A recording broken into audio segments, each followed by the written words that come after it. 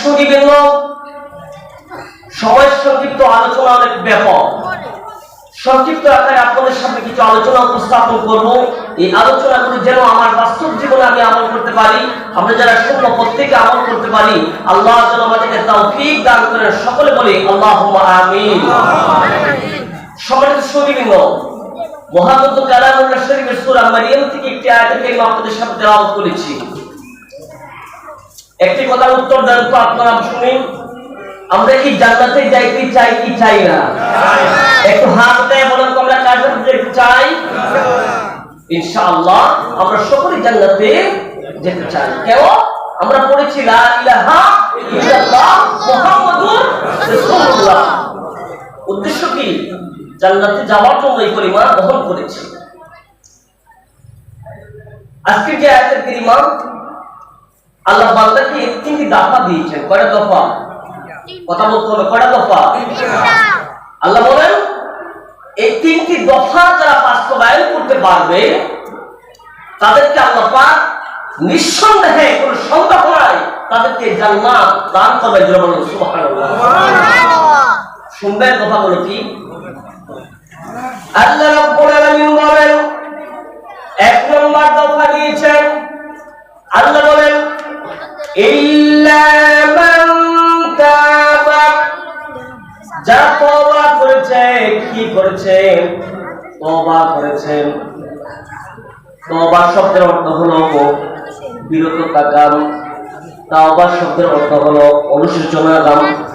তাওবা শব্দের অর্থ হলো আত্মসমর্পণ করা। কেন? আপনি আমি জীবনে এমন কি গুনাহ করলাম যে তাওবা করতে হবে? আল্লাহ রাব্বুল আলামিন নবীজি সাল্লাল্লাহু আলাইহি সাল্লামকে জানালেন ফাসাব্বিহ বিহামদি রাব্বিকা ওয়াস্তাগফিরহু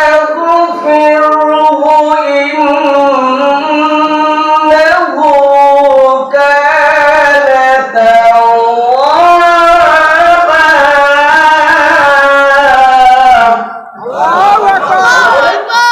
রাসূল আল্লাহ বলেন ফাসাব্বিহ বিহামদি রাব্বিকা ওয়াস্তাগফিরহু করুন এবং প্রশংসা জ্ঞাপন করুন।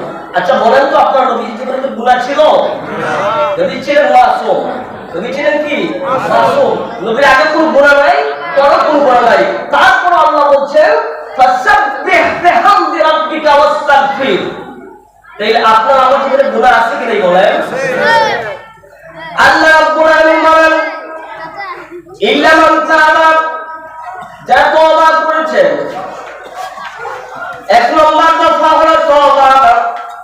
কেন তওবা করব? হুজুর কষ্ট করবেন, পাঁচ ওয়াক্ত নামাজ আদায় করি, রমজানের রোজা রাখি, হজ আদায় করি, যাকাত প্রদান করি, তারপরে কি তওবা করা লাগবে? একটু হিসাবটা মিলাই দিবেন, কেন তওবা করা লাগবে? চায়ের দোকান আছে না? আমাদের আশপাশে আছে চায়ের দোকান আছে না? চায়ের দোকান হচ্ছে গীবতের ফ্যাক্টরি। কি? গীবতের ফ্যাক্টরি। একজন মুসলমান তার অপর মুসলমান ভাইয়ের পিছনে গিয়ে সমালোচনা করে, গীবত করে। আপনার আমি নামাজ পড়ি 5 ওয়াক্ত, মসজিদে জামাতের মধ্যে অংশগ্রহণ করি, মসজিদ থেকে বের হয়ে সেই চায়ের দোকানে গীবত করি, পরনিন্দা করি, পর সমালোচনা করি, সকল করি কিনা বলেন? এগুলো হলো গুনাহ কবিরা দাম।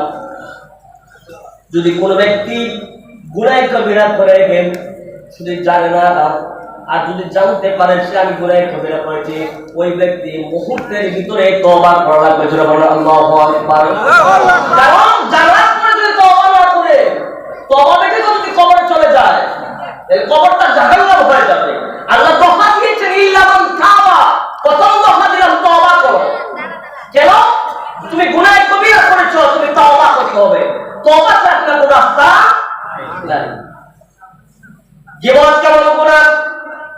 নবীজি সাল্লাল্লাহু আলাইহি সাল্লাম বলেন আল গীবাত ওয়াশাদ্দু মিনাজ জিনা।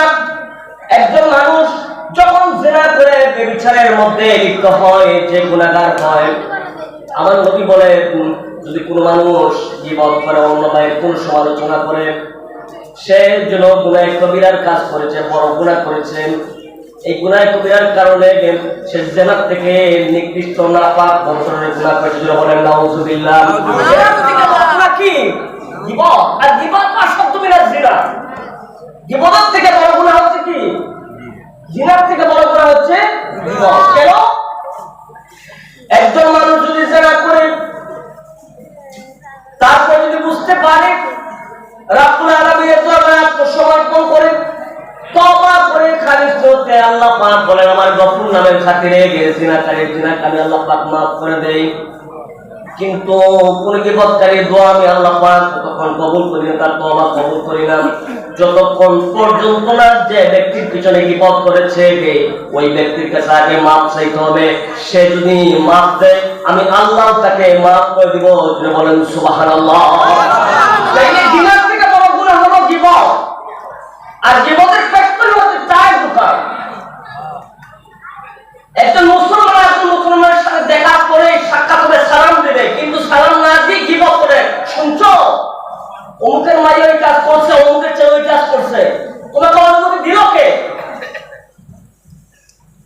তাই যদি এই গীবতটা আপনার আমার মধ্যে থাকে আজকে এই মাহফিল থেকে প্রমিস করবো ওয়াদা করবো আর জীবনে কখনো গীবত করবো না। যদি আজকের মাহফিল থেকে তওবা করে বাড়ি ফিরতে পারেন, হতে পারে এই মাহফিলটা হাসরের ময়দানে আপনার আমার জন্য নাজাতের জরিয়া হতে পারে। ঠিক কিনা বলেন? আল্লাহ বলেন ইল্লা মান তাবা, যারা তওবা করেছে। একটা পাইলাম গীবত। এবার যদি বলতে চাই আমাদের বাস্তব জীবনের প্রতিনিয়ত আমরা অসংখ্য গুনাহ কবিরার কাজ করতেছি যেগুলো আমরা জানি না নিজেরাই, অথচ নামাজ পড়ি, ফাস্ট রোজা রাখি, তাসবিহ তাহলিল জিকির সবকিছু ঠিক আছে।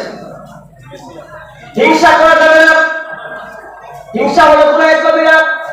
নবী বলেন মানুষের সমস্ত আমলনামাসমূহ তিনটা বিষয়ে ধ্বংস করে দেয়, লোভ, হিংসা, অহংকার। এগুলো করা যাবে, এগুলো হচ্ছে গুনাহ কবিরা। তাইলে যদি এই আলামতগুলো আপনার আমার মধ্যে থাকে তাইলে তওবা করা লাগবে। শুধু তাই নয়, সুদ কি আপনাদের এলাকার মধ্যে আছে? আছে? কথা বলতে পারেন না? সুদ হচ্ছে গুনাহ কবিরা, নিম্নমানের গুনাহ কবিরা। আপন মাকে বিয়ে করলে যে গুনাহ হয়, যদি কোনো ব্যক্তি সুদ খায় তাইলে বিনিময় সে তার মাকে বিয়ে করবো। নাউজুবিল্লাহ বলতেন না? এই মাহফিল থেকে যদি আমি কোনো বাড়িতে প্রস্তাব দিই জানে আপনাকে 5 লক্ষ টাকা দিব, বিনিময়ে আপনি একটা কাজ করতে হবে। কাজটা হলো আপনাকে লোক সমাজের সামনে এই মাহফিলের মধ্যে সামনে 1 চামচ পায়খানা খাবেন, এমন কোন লোক পাওয়া যাবে? কথা বলতে পারেন না, পাওয়া যাবে না। আমার নবী বলেন যদি পায়খানাকে খাইতে ঘৃণা করো 5 লক্ষ টাকাকে লাথি মেরে ফেলে দাও। তুমি যেন সুদ খাইয়া পায়খানা থেকে নিকৃষ্ট আরেকটা বস্তু হচ্ছে শকুর, তুমি যেন শকুরের মাংস খাইবে। নাউজুবিল্লাহ বলতেন না? আমাদের মধ্যে গুনাহ কবিরা, তওবা করা লাগবে। কি করা লাগবে? আজকে থেকে ছাড়তে হবে, ইল্লা মান তাবা, তওবা করতে হবে, যাবে সুদ খাবো না। শুধু তাই নয়, আপনার যখন মোবাইল হাতের মধ্যে নেই, বন্ধুর সাথে বন্ধু যখন কথা বলি, ক্যারিয়ারকে মজবুত রাখার জন্য বিভিন্ন পয়েন্ট আমাদের সামনে চলে আসে। আমরা যখন মিথ্যা কথা বলি, মিথ্যা কথা বলা হলো গুনাহ কবিরা। আল্লাহ রাব্বুল আলামিন কোরআনের মধ্যে জানিয়ে দিয়েছেন ইন্নাল মুনাফিকুনা লাকাযিবুন।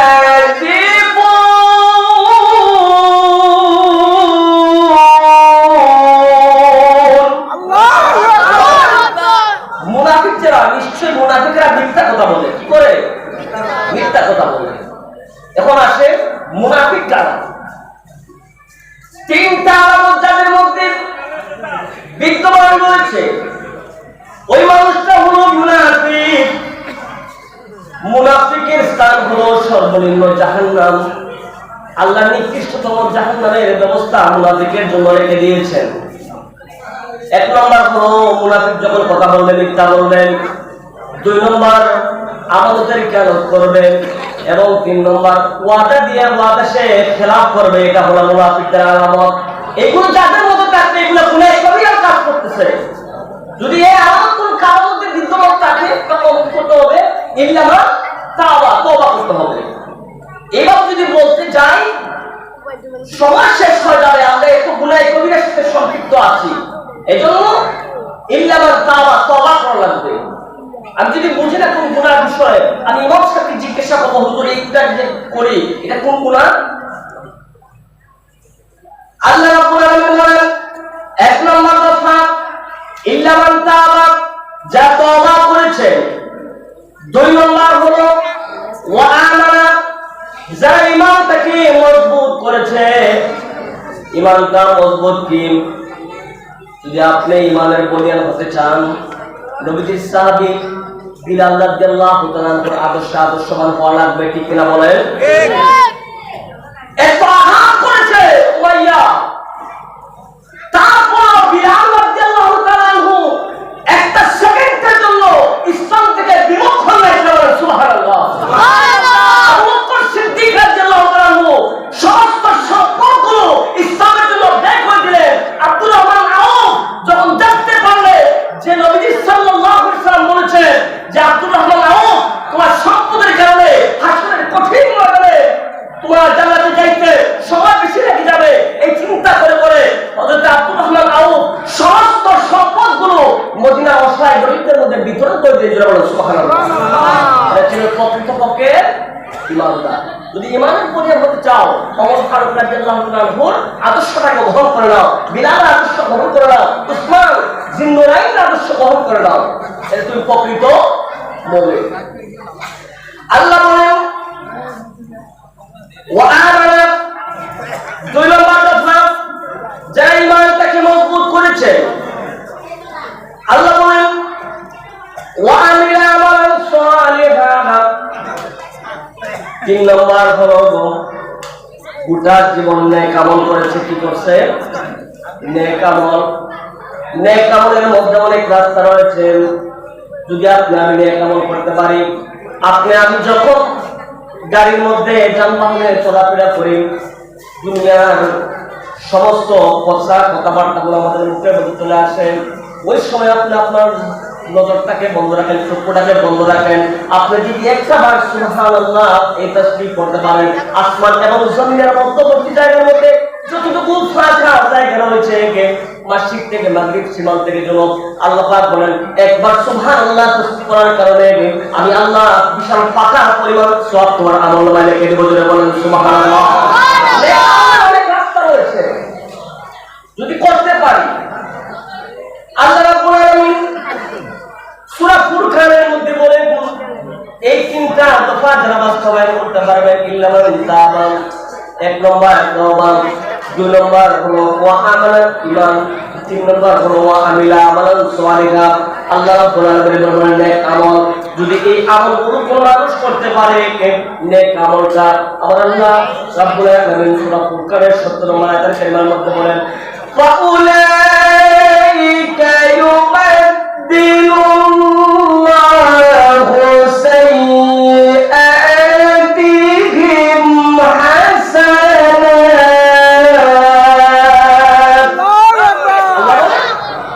যদি তিনটা দফাকে বাস্তবায়ন করতে পারে, দুনিয়ার মধ্যে পুরস্কারটা কি? দুনিয়ার মধ্যে পুরস্কার হলো আমার আল্লাহ বলেন ফাউলাইকা ইউবাদদিলুল্লাহু সাইয়্যাতিহিম হাসানাত। গোটা 20 বছর 30 40 50 60 70 বছর পর্যন্ত বুঝতে পারে নাই, কোন বুঝতে পারছে এই তিনটা আমল বাস্তবায়ন করেছে, দফা বাস্তবায়ন করেছে। আল্লাহ বলেন অতীতের 50 বছরের জীবনের গুনাহ, অতীতের 40 বছরের জীবনের গুনাহ, আল্লাহ বলেন ফাউলাইকা ইউবাদদিলুল্লাহু সাইয়্যাতিহিম হাসানাত। সমস্ত গুনাহগুলোকে আমার আল্লাহ নেকি বানায় দেন। সুবহানাল্লাহ, সুবহানাল্লাহ। দুনিয়ায় পুরস্কার যদি তিনটা দফাকে বাস্তবায়ন করতে পারে, দুনিয়াতে পুরস্কার কি? সমস্ত অতীতের জীবনে যত গুনাহ আছে আল্লাহ বলেন সমস্ত গুনাহগুলোকে আমি নেকি বানাই দেব। যারা বলেন সুবহানাল্লাহ, সুবহানাল্লাহ। আল্লাহ রাব্বুল আলামিন সূরা মারিয়ামের মধ্যে বলেন ফাউলাইকা ইয়াদখুলুনাল জান্নাহ। এই তিনটি দফা যারা বাস্তবায়ন করতে পারবেন রাব্বুল আলামিন তাদেরকে বলেন আমি আল্লাহ তাদেরকে জান্নাতের মধ্যে প্রবেশ করাবো। জোরে বলেন সুবহানাল্লাহ। দুনিয়াতে যদি এই কথাগুলো বাস্তবায়ন করা যায় তাইলে জীবনে থাকা অবস্থায় আপনার আমার জীবনের সমস্ত গুনাহগুলো মাফ করে যাবে। আর ইন্তেকালের পরে আল্লাহ বলেন ফাউলাইকা ইয়াদখুলুনাল জান্নাহ, তাদেরকে আমি জান্নাতের মধ্যে প্রবেশ করাবো। বন্ধুরা বলতে চেয়েছিলাম জান্নাতটা নিজের কান দিয়ে শুনেছি, জীবনে তো জান্নাত কখনো দেখি নাই, নবীর কাছ থেকে শুনেছি জান্নাতটা কেমন নিয়ামত আল্লাহ পাক রব্বুল আলামিন বান্দাদেরকে দিয়েছেন। জান্নাতের মধ্যে রব্বুল আলামিন হাউজে কাউসারের পানির ব্যবস্থা রেখেছেন। কিসের পানি? হাউজে কাউসারের পানি। জান্নাতকে অবহেলা করবেন না। জান্নাত কি শুধু শুনছি মুখ দিয়ে, জান্নাতকে অবহেলা করা যাবে না। আল্লাহ বলেন ফাউলাইকা ইয়াদখুলুনাল জান্নাহ, আমি আল্লাহ তাদেরকে জান্নাতের মধ্যে প্রবেশ করাবো। জান্নাতের মধ্যে আমি আল্লাহ হাউজে কাউসারের নিয়ামত রেখে দিয়েছি। জুড়ে বলেন সুবহানাল্লাহ। হাউজে কাউসারের পানি, হাউজে কাউসারের পানি এত মিষ্টি, মধুর থেকে মিষ্টি, মিষ্টি আঙ্গুর থেকে সুগ্রা, বরাবর থেকে শীতল, দুধের থেকে আরো সুন্দর। যদি কোনো মানুষ এই পৃথিবীর জমিনে হাউজে কাউসারের এক গ্লাস পানি পান করতে পারে, কেমন পর্যন্ত তার পানির পিপাসা লাগবে না। এটা হচ্ছে কাউসারের জান্নাতের নিয়ামত। শুধু তাই নয়, যে জান্নাত আল্লাহ রাব্বুল আলামিন আপনাকে আমাকে দান করবেন, এটা কেমন জান্নাত আল্লাহ পাক দিবেন, যে জান্নাতের ভিতরে মহান রাব্বুল আলামিন জান্নাতের ভিতরে জান্নাতি একজন পুরুষের জন্য 70 জন হুর করে ব্যবস্থা রেখে দিয়েছেন। বলেন সুবহানাল্লাহ। কতজন? 70 জন হুর করে ব্যবস্থা। দুনিয়া কলিমতির মায়ের জন্য পাগল হয়ে যায়, পাগল হয়ে যায়। ও ছেড়ে দেয়, বাড়ি ছেড়ে দেয়, বাপ ছেড়ে দেয়, মা ছেড়ে দেয়, ঠিক না? কিন্তু এক একজন জান্নাতীকে আল্লাহ পাক ওয়াদা দিয়েছেন, এই তিনটা দফা যারা বাস্তবায়ন করতে পারবে নিঃসন্দেহে ওরা ইউসলামুনা শাইআ, আল্লাহ তাদের সাথে কোনো প্রকার জুলুম করবেন না, তাদেরকে অবশ্যই জান্নাত দান করবেন। সুবহানাল্লাহ। হুরপরি নাম শুনছেন? আল্লাহ কেমন ভাবে সুন্দর সাজিয়েছে হুরপরিদেরকে। নবীজি বলেন একজন হুরপরি গোটা মানুষ, গোটা বডিটা সাবলানার কোনো প্রয়োজন নাই। একটা হুরপরিকে আল্লাহ পাক কত সুন্দর করে সাজিয়েছেন। একটা হুরপরির যদি এই যে কানে আঙ্গুলিটা আছে, এই আঙ্গুলিটা যদি অন্ধকার রজনীতে যদি আকাশকে ছিদ্র করে জমিনের দিকে রাখা হয়, তাহলে গোটা পৃথিবীটা আলোকিত হয়ে যাবে। জোরে বলেন সুবহানাল্লাহ। তাইলে গোটা পা থেকে মাথা পর্যন্ত উপর সৌন্দর্য কেমন? আল্লাহ ওয়াদা দিয়েছেন জান্নাতীদেরকে এই পুরস্কারগুলো দান করবেন। আল্লাহ রাব্বুল আলামিন বলেন আমি জান্নাতীদের জন্য অসংখ্য নিয়ামত রেখে দিয়েছি, যদি তিনটা দফা বাস্তবায়ন করতে পারেন। এই জন্য তাওবা ছাড়া কোনো বিকল্প রাস্তা নাই, তাওবা করা লাগবে। তাওবা ছাড়া কোনো রাস্তা নাই। প্রতিনিয়ত প্রতিদিন আল্লাহর নবী সাল্লাল্লাহু আলাইহি ওয়াসাল্লাম 70 বারের অধিক তিনি ইস্তেগফার পাঠ করতেন। জোরে বলেন সুবহানাল্লাহ। নবীজি আল্লাহ বলেন ইয়াগফিরাল্লাহু লাকা মা তুকদ্দিমু যামবিকা ওয়া মা তাআখার। আপনার আগে কোনো গুনাহ নাই, পরে কোনো গুনাহ নাই।